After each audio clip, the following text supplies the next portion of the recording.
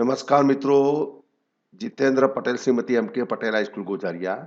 મિત્રો, સ્ક્રીન ઉપર તમે એક્સેલની શીટ જુઓ છો. આ શીટની અંદર બાળક જ્યારે પ્રાથમિકની અંદર એટલે કે પૂર્વ પ્રાથમિકની અંદર બાળક એડમિશન લેવા આવે છે ત્યારે કયા ધોરણમાં એડમિશનને પાત્રતા ધરાવે છે તે માટે ગણતરી માટેનું કેલ્ક્યુલેશન માટેની આ શીટ છે, જેનું નામ છે જન્મ તારીખ ધોરણ પ્રવેશ કેલ્ક્યુલેટર.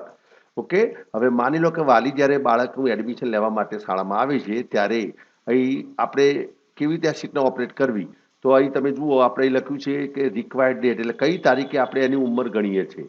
તો 1/6/2024. હવે માની લો કે 2024નો 6થો મહિનો આવશે એટલે 1 જૂન 2024ના રોજ 1 જૂન 2024ના રોજ બાળકની ઉંમર કેટલી થાય છે એના આધારે આપણે પ્રવેશ આપીએ છીએ. ઓકે, તો અહીં બાળકનું નામ લખવાનું છે પીળા સેલની અંદર, સ્ટુડન્ટ નેમ, અહીં જન્મ તારીખ લખવાની છે. અહીં 1/6/2024 તમારે પરફેક્ટ રાખવાની છે. જે તારીખે તમારે ઉંમર ગણવાની છે, જે તારીખે ઉંમર ગણવાની છે એ તારીખ અહીં લખવાની છે. સામાન્ય રીતે એડમિશન જૂન મહિનાની અંદર આપણે આપીએ છીએ, તો 1 જૂન 2024 આ મેં લખેલી છે મારી રીતે. તમે અહીં ફેરફાર કરી શકો છો. હવે બાળકનું નામ લખેલું છે, માની લો પહેલા નંબરનું બાળક આવ્યું છે, આપણે એને 1 નંબર આપેલો છે. હવે એની જન્મ તારીખ લખવાની છે.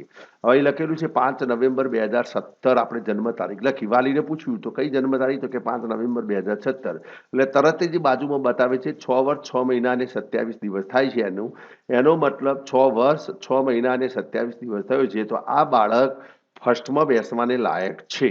તો આ બાળકને તમે ફર્સ્ટમાં એડમિશન આપી શકો છો. એમ અહીં લખેલું છે ઓલરેડી ફર્સ્ટ.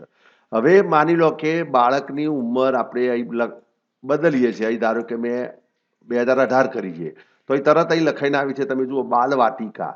એનો મતલબ કે બાળકને 5 વર્ષ 6 મહિના અને 27 દિવસ થયા છે. માટે આ બાળકને તમે ધોરણ 1માં પ્રવેશ આપી શકતા નથી. બાલ વાટિકામાં જ પ્રવેશ તમે આપી શકો છો. જો એડમિશન લેવાની ઈચ્છા હોય અને તો તમે બાલ વાટિકાને એડમિશન આપી શકો છો.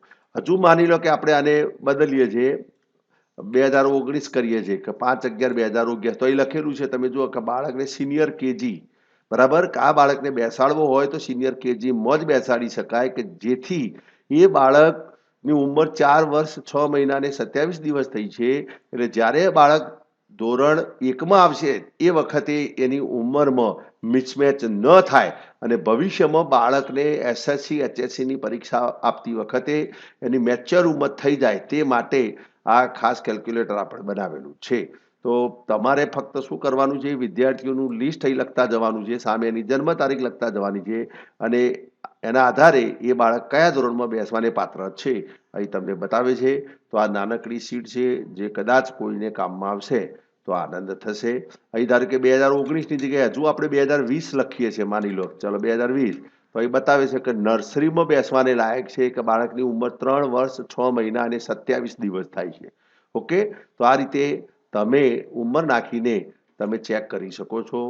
આભાર. જય હિન્દ, જય ભારત.